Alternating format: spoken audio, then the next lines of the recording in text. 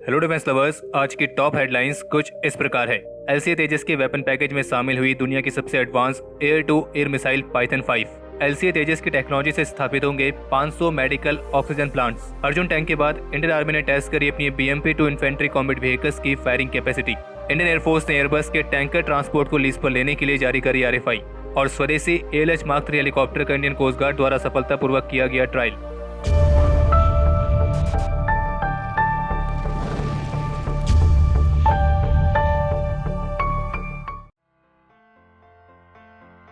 आज की सबसे पहले खबर है भारत के प्राइड एलसीए तेजस को लेकर। और हुआ यह है कि 27 अप्रैल 2021 को एलसीए तेजस से पहली बार सफलतापूर्वक 5th जनरेशन की Python 5 air to air missile का परीक्षण किया गया है। और ये जो परीक्षण है ये गोवा में आयोजित किए गए थे। और इन्हीं परीक्षण के दौरान एलसीए तेजस में पहले से इंटीग्रेट हो चुकी Derby beyond visual range air to air missile की इनहेंस्ड कैपेबिलिटी को भी वैलिडेट किया गया है। और इस दौरान डर्बी और पाइथन दोनों ही मिसाइल्स ने 100% एक्यूरेसी के साथ अपने टारगेट को हिट किया। और दोनों ही मिसाइल्स ने अपने प्लान्ड ऑब्जेक्टिव्स को सफलतापूर्वक पूरा भी किया। और ऑफिशियल स्टेटमेंट के मुताबिक इन ट्रायल से पहले इनके बेंगलुरु में extensive missile carriage flight test भी कंडक्ट किए गए थे, जिनमें मिसाइल्स को एलसीए तेजस के ऑन बोर्ड सिस्टम्स के साथ इंटीग्रेट किया गया था। और फिर उसके बाद गोवा में एक सक्सेसफुल सेपरेशन ट्रायल्स को पूरा करके अब एलसीए तेजस इनहेंस्ड कैपेबिलिटी वाली Derby beyond visual range air to air missile के साथ 5th जनरेशन की Python 5 air to air missile को भी कैरी करने के लिए सक्षम हो गया है। यानी कि एलसीए तेजस के वेपन पैकेज में अब एक और घातक हथियार शामिल हो चुका है। और इसी बात पर इस वीडियो को एक लाइक तो बनता है। और जानकारी के लिए आपको बता दें कि पाइथन 5 और डर्बी दोनों एक ही फैमिली की मिसाइल्स हैं, लेकिन जो डर्बी मिसाइल की रेंज है वो करीब 50 किलोमीटर तक है और रफ्तार है मैक 4 यानी कि करीब 4939 किलोमीटर प्रति घंटा। और वहीं जो पाइथन 5 है इसकी रेंज है करीब 20 किलोमीटर और इसकी भी रफ्तार है मैक 4। और पाइथन 5 को दुनिया की सबसे advance air to air missile में एक माना जाता है। और इन दोनों मिसाइल्स को इजरायली company Rafael advance defence system limited द्वारा मैन्युफैक्चर किया गया है। बाकी 2019 में एक ऐसी रिपोर्ट भी सामने आई थी जिसमें बताया गया था कि इसी फैमिली की आई डर्बी ER मिसाइल को इंडियन एयरफोर्स अपने सुखोई 30 MKI फाइटर्स के लिए ले सकती है। और जो आई डर्बी ER मिसाइल है यह डर्बी मिसाइल के एक्सटेंडेड रेंज वाला वेरिएंट होगा, जिसकी रेंज करीब 100 किलोमीटर तक होगी। हिंदुस्तान टाइम्स की तरफ से एक रिपोर्ट जारी की गई है जिसमें कुछ सोर्सेज के हवाले से बताया गया है कि इंडियन एयरफोर्स ने एक Airbus A330 multi role tanker transport aircraft को लीज पर लेने के लिए फ्रेंच गवर्नमेंट को अप्रोच किया है। और जैसे कि पहले भी रिपोर्ट्स आई थी जिसमें बताया गया था कि जो टैंकर एयरक्राफ्ट लीज पर लिए जाएंगे उनका इस्तेमाल ट्रेनिंग पर्पस के लिए होगा। और इसलिए सोर्सेज का कहना है कि इंडियन एयरफोर्स ने जिस एक टैंकर एयरक्राफ्ट को खरीदने के लिए फ्रेंच गवर्नमेंट को अप्रोच किया है तो इसका इस्तेमाल भी फिलहाल अभी ट्रेनिंग पर्पस के लिए किया जाएगा। और इंडियन एयरफोर्स करीब 5 और मिड एयर रिफ्यूलर्स एयरक्राफ्ट को लीज पर लेगी।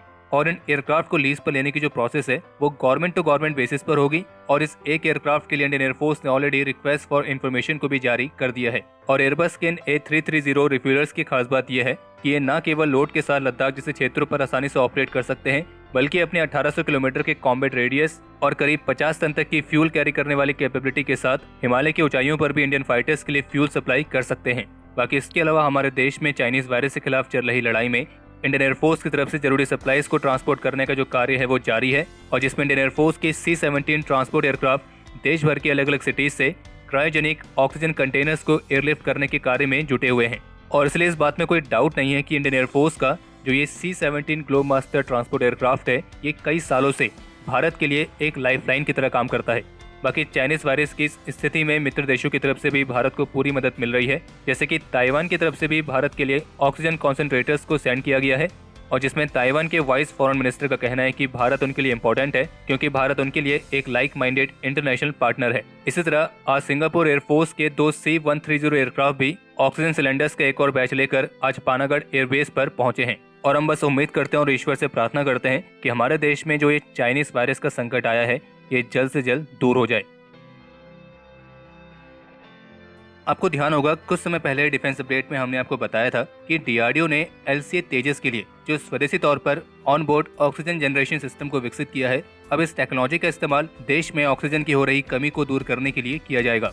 और अब रक्षा मंत्रालय की तरफ से इसी के रिगार्डिंग ऑफिशियल स्टेटमेंट जारी करके जानकारी दी गई है कि एलसीए तेजस के इसी on board oxygen generation system वाली टेक्नोलॉजी का इस्तेमाल करके करीब 3 महीने के अंदर 500 मेडिकल ऑक्सीजन प्लांट्स को स्थापित किया जाएगा। और जो ये मेडिकल ऑक्सीजन प्लांट्स स्थापित किए जाएंगे इनके लिए PM केयर्स फंड का इस्तेमाल होगा। स्टेटमेंट के मुताबिक इन ऑक्सीजन प्लांट को इस तरीके से डिजाइन किया जाएगा ताकि इनके पास हर एक मिनट में 1000 लीटर तक की ऑक्सीजन जितनी कैपेसिटी रहे, और जबकि 500 मेडिकल ऑक्सीजन प्लांट्स में से करीब 380 प्लांट्स देश भर के अलग अलग हॉस्पिटल्स में इंस्टॉल किए जाएंगे और इन्हें स्थापित करने की जिम्मेदारी है बेंगलुरु में स्थित टाटा एडवांस सिस्टम लिमिटेड और कोयम्बटूर में स्थित ट्राइडेंट न्यूमेटिक्स प्राइवेट लिमिटेड की, और इन दोनों को इसके लिए टेक्नोलॉजी ट्रांसफर हो चुकी है। और जबकि बाकी के जो 120 प्लांट्स हैं जिनकी कैपेसिटी होगी 500 लीटर पर मिनट की, वो देहरादून में स्थित Indian institute of petroleum industries के साथ मिलकर प्रोड्यूस करेगी। और हाँ, अगर आप ये सोच रहे हैं कि अगर LCA तेजस की बात आई है तो हम दुनिया के सबसे एडवांस 10th जनरेशन कम स्पेसशिप जंग फाइटर 17 की भी बात करेंगे, तो आप गलत सोच रहे हैं, क्योंकि हम दुनिया के सबसे एडवांस फाइटर का हर बार मजाक नहीं उड़ा सकते हैं, क्योंकि वो सबसे बेस्ट है और आप में से भी कोई उसका मजाक नहीं उड़ाएगा। जैसा कि हमने आपको पिछले डिफेंस अपडेट में बताया था कि अपनी फायर पावर कैपेबिलिटी को चेक करने के लिए इंडियन आर्मी ने अभी हाल ही में पोखरण की फील्ड फायरिंग रेंज में अर्जुन मार्क बने मेन बैटल टैंक को टेस्ट किया था। और अब रिपोर्ट्स ये हैं कि अर्जुन टैंक के बाद इंडियन आर्मी ने अपने upgraded Sarath BMP-2 infantry combat vehicles की फायरिंग कैपेसिटी को भी चेक किया है।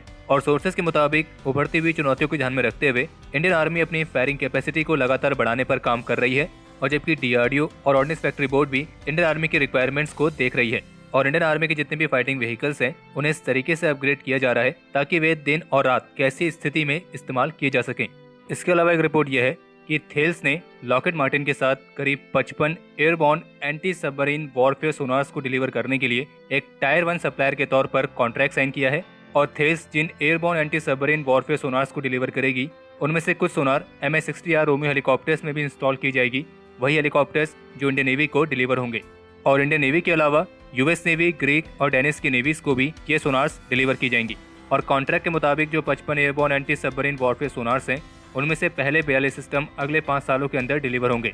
और बाकी जो अभी हाल ही में ALH Mark 3 हेलीकॉप्टर्स को इंडक्ट किया गया था, तो इंडियन कोस्ट गार्ड ने इन हेलीकॉप्टर्स के सफलतापूर्वक लैंडिंग और डेक ट्रायल्स को कंडक्ट किया है, जो कि चेन्नई में इंडियन कोस्ट गार्ड की शिप से कंडक्ट किए गए थे। और इंडियन कोस्ट गार्ड का कहना है कि स्वदेशी हेलीकॉप्टर का शिप इंटीग्रेशन के साथ सफलतापूर्वक टेस्ट होना एक लैंडमार्क इवेंट है, और ये इंटीग्रेशन इंडियन कोस्ट गार्ड की ऑपरेशनल कैपेबिलिटीज को बढ़ाने में और मदद करेगा। और बता दें कि इंडियन कोस्ट गार्ड के सर्विस में 16 और ALH Mk3 हेलीकॉप्टर्स इंडक्ट किए जाएंगे।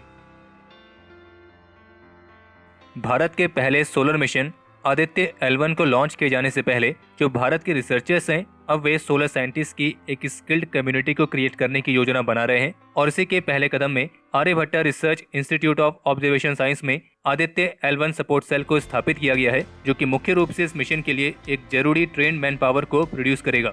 और इसे खास सपोर्ट सेल को स्थापित करने के लिए इस साल की शुरुआत में आर्यभट्टा रिसर्च इंस्टीट्यूट और इसरो के बीच एक MOU भी साइन हुआ था।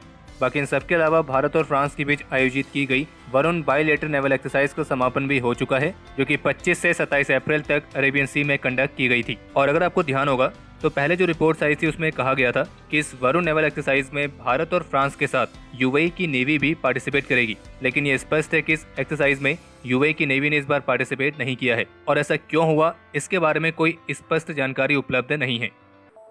कल के जो हमारे टॉप 3 कमेंट्स हैं वो कुछ इस प्रकार है।